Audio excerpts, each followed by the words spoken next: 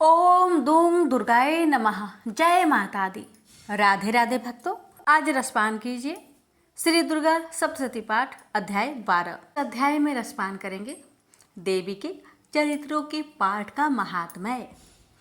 देवी बोली, देवताओं, जो पुरुष इन स्रोतों द्वारा एकाग्रचित होकर मेरी स्तुति करेगा उसके संपूर्ण कष्टों को निस्संदेह हर लूंगी।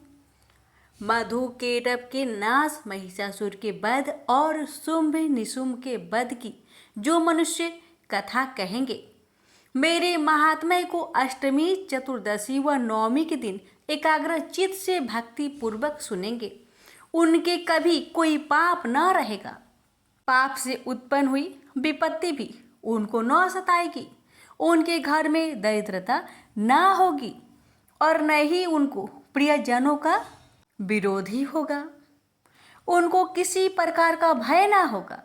इसलिए प्रत्येक मनुष्य को भक्ति पूर्वक मेरे इस कल्याण कारण महात्म्य को सदा पढ़ना और सुनना चाहिए। मेरा यह महात्म्य महामारी से उत्पन्न हुई संपूर्ण उपद्रव को व 3 प्रकार के उत्पातों को शांत कर देता है। जिस घर व मंदिर में या जिस स्थान पर मेरा यह स्रोत विधि पूर्वक पढ़ा जाता है, उस स्थान को मैं कभी भी त्याग नहीं करती और वहाँ सदा ही मेरा निवास रहता है। बलिदान, पूजा, होम तथा महाउत्सवों में मेरा यह चरित्र उच्चारण करना तथा सुनना चाहिए। ऐसा हवन या पूजन मनुष्य चाहे जानकर या बिना जाने करे, मैं उसे तुरंत ग्रहण कर लेती हूँ।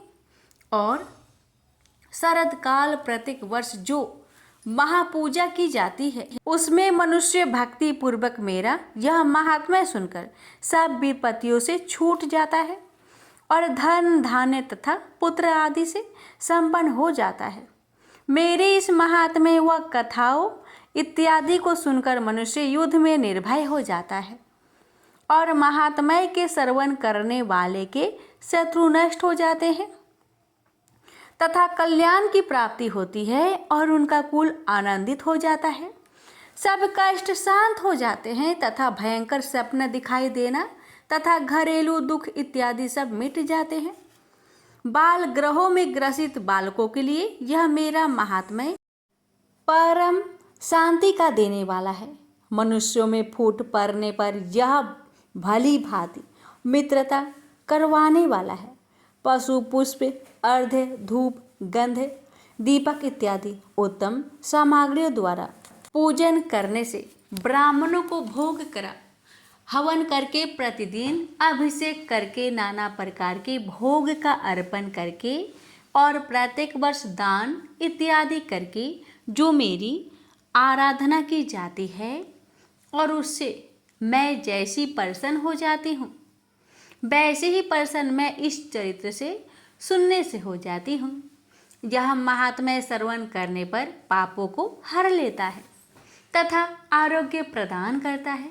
मेरे पदुभार का कीर्तन दुष्ट प्राणियों से रक्षा करने वाला है। युद्ध में दुष्ट दैत्यों का संहार करने वाला है। इसके सुनने से मनुष्य को शत्रुओं का भय नहीं रहता। हे देवताओं, तुमने जो स्तुति की है अथवा ब्रह्मा जी ने मेरी स्तुति की है, वह मनुष्य को कल्याणकारी बुद्धि प्रदान करने वाली है। वन में, सूने मार्ग में अथवा दावानल से घिरे जाने पर, वन में चोरों से घिरा हुआ या शत्रुओं द्वारा पकड़ा हुआ अथवा जंगल में सिंहों से, व्याघ्रों से या जंगली हाथियों द्वारा पीछा किया हुआ, राजा के क्रोध हो जाने पर मारे जाने की, समुद्र में नाव के डगमगाने पर, भयंकर युद्ध में फंसा हुआ होने पर, किसी प्रकार की पीड़ा से पीड़ित, घोर बाधाओं से दुखी हुआ मनुष्य मेरे इस चरित्र को स्मरण करने से संकट से मुक्त हो जाता है। मेरे प्रभाव से सिंह, चोर या शत्रु इत्यादि दूर भाग जाते हैं और पास नहीं आते। महर्षि ने कहा, प्रचंड पराक्रम वाली भगवती चंडिका योग कहने के पश्चात सब देवताओं के देखते ही देखते अंतर्ध्यान हो गई और संपूर्ण देवता अपने शत्रुओं के मारे जाने पर पहले की तरह यज्ञ भाग का उपभोग करने लगे और उनको अपने अधिकार फिर से प्राप्त हो गए तथा युद्ध में देवताओं के शत्रुओं शुंभ व निशुंभ के देवी के हाथों मारे जाने पर बाकी बचे हुए राक्षस पाताल को चले गए। हे राजन, इस प्रकार भगवती अंबिका नित्य होती हुई बार बार प्रकट होकर इस जगत का पालन करती है, इसको मोहित करती है, जन्म देती है और प्रार्थना करने पर समृद्धि प्रदान करती है। हे राजन, भगवती ही महाप्रलय के समय महामारी का रूप धारण करती है और वही संपूर्ण ब्रह्मांड में व्याप्त है और वही भगवती समय समय पर महाकाली तथा महामारी का रूप बनाती है और स्वयं अनजन्मा होती हुई सृष्टि के रूप में प्रकट होती है। वह सनातन देवी प्राणियों का पालन करती है और वही मनुष्य के अभ्युदय के समय घर में लक्ष्मी का रूप बनाकर स्थित हो जाती है तथा अभाव के समय दरिद्रता बनकर विनाश का कारण बन जाती है। पुष्प, धूप और गंध आदि से पूजन करके उसकी स्तुति करने से वह धन पुत्र देती है और धर्म में शत्रु बुद्धि प्रदान करती है। प्रेम से बोलिए जय माता दी।